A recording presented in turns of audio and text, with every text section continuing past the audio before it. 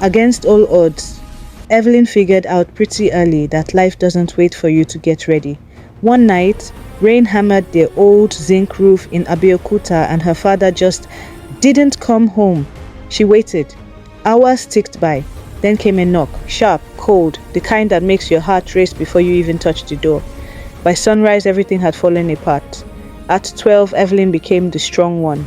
Not because she wanted the title, but because someone had to step up. By 16, while other girls talked about parties or fussed with their hair, Evelyn was already out on the road before daylight, selling sachet water. Every car that sped by felt like a risk, one mistake and that could be it. But she just kept moving, counting out coins, whispering prayers nobody heard. School felt like a fight she had to survive. One day, the principal called her out in front of everyone. "Evelyn, pack your things." Silence. Her cheeks burned with shame.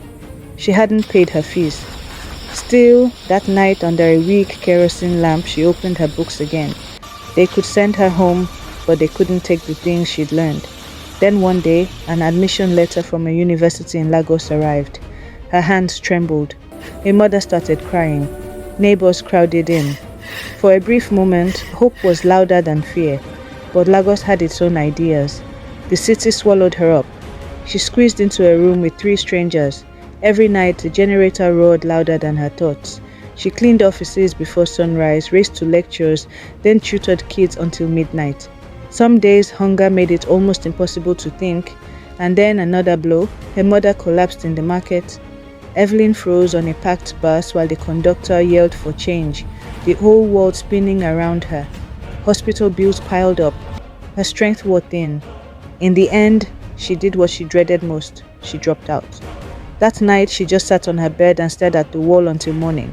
The tears wouldn't stop. What if I've blown it? What if this is the end of my story? But life didn't pause to let her grieve. She took a job as a sales assistant in a fashion store. The pay was bad. The hours were long. Nobody respected her. Customers insulted her. Her boss blamed her for money that went missing. One evening, the police raided the area. Chaos.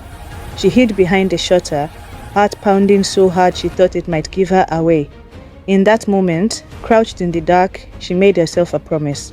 Fear would never control her life again. When the city slept, Evelyn borrowed old phones and taught herself digital marketing, burning through every precious bit of data. If she made a mistake, she lost sleep. But she kept going. She told her boss about selling online. He laughed in her face. "You?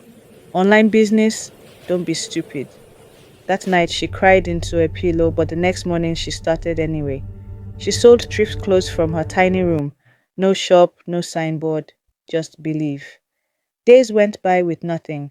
The first time someone scammed her, she stared at her empty account, hands shaking. She almost gave up, but she tried again and again. One night, just as she was about to fall asleep, her phone buzzed, then buzzed again and again. Orders, messages, payment screenshots. Her video had gone viral. Evelyn sat on the floor, laughing and crying all at once. Success didn't show up quietly. It tested her. Packages vanished. Customers complained. Power cuts ruined her work. Once thieves nearly broke into her shop at night. She locked herself in, heart pounding, praying they'd go away, but she made it. She opened her school file again, graduated, grew her business, paid off hospital bills without flinching. Years later, she stood on a stage in Lagos, lights in her eyes, microphones everywhere. She looked out at the crowd. "I almost stopped," she said, voice steady. "Almost gave up. Almost believed I wasn't enough." She smiled. "But I learned. Life only beats you when you stop moving." They all exploded in applause. Evelyn didn't win because life was generous. She won because she refused to quit. Against all odds, she made it.